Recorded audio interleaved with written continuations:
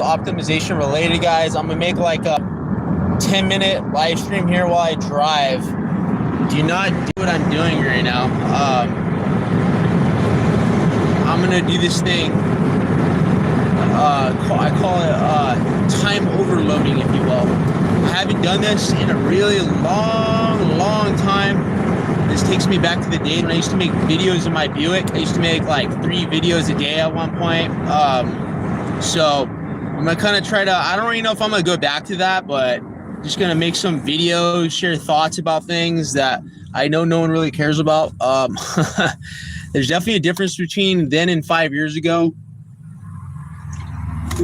I definitely don't think I'm anywhere near as important as I once thought I was. So one thing I'm going to go over today, guys, you know, like a 7-minute video, I guess, is this idea that, you know, so there's a thing that a lot of people say, right? They say that, oh, nobody gives a fuck, right? It's an interesting thought. I was listening to Alex Hormozzi talk about this. He's like, nobody gives a fuck. No one cares. You know, and I was thinking about it, and I'm just like, all these things I keep like listening to, I feel like I just want to reject everything. You know, I'm just like sick and tired of all these thoughts about like what you should do, where you should go, blah, blah, blah. I just don't buy all this. But he did say something fairly interesting, right? He said that, well, the average age is about 76. So give or take in a lifetime, you know, I'm 29. Theoretically, according to Alex Hormozzi, I'm like 1/4 through my life. So I'm close to dying, right? Of course, I intend to at least live to 90. I'm going to try to, I believe I'll live to at least 95. So I refuse to accept I'm going to die at 76. If I die at that age, then it is what it is. But Alex Hormozzi, one of these famous sales guys, he wrote a $100 million bet where he talks about different types of stuff in terms of sales pitches. And then this was back when I used to read books by like Russell Brunson, you know, the Millionaire Fashion Lane by MJ DeMarco, .com bubbles, expert secrets, all these different stuff. And I read all these books and I did all this different stuff, right? So I'm still fairly well read, I would like to believe, from all that reading I did. I'm reading this book called Man, Economy, and State by Murray Rothbard, where he basically talks about the praxeological approach pretty much to economics and pretty much like, you know, like kind of how economics is evolving and changing. But not the point, right? So one of the things I've been kind of like thinking about, right, with Alex Hormozzi is first thing, I think when we optimize, right, when I say the message optimize, I think that like, I don't want to be a cookie cutter answer, right? I don't want you to assume that I want you to become a millionaire, because I don't want to say that message is too simple, but it's really fucking simple. You know, it's like, become a millionaire, blah, blah, blah. And then it's like, no, I say, I want you to define your parameters of your success and ask yourself, what does success mean to you?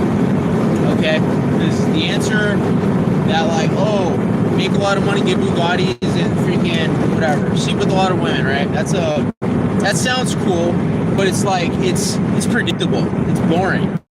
It's like, to me, it's so uninteresting. You know, I know you'd be like, well, Drew, you're not a bubble. And I'd be like, that's cool. I don't really care, you know?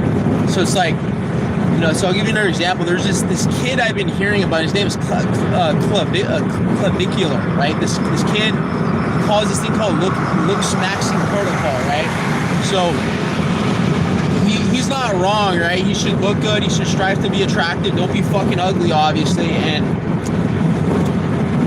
you know, this kid is like, he has all this money, but like, I'm not gonna lie, I think his message is pretty fucking dumb. You know, like, you know, it's kind of interesting, right? I think about like dating. I think of all these different things, and it's like, I would say that if you made a $25,000, a comfortable $125,000, and you had a wife and kids, I don't think bad life. I really don't. You know, if you had a couple million, I would probably the same. My car might be nicer, maybe. I would still be doing push-ups and sit-ups. I would still be doing.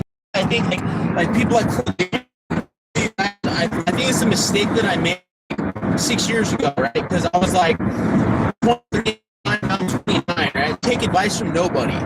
Okay, I wouldn't watch books.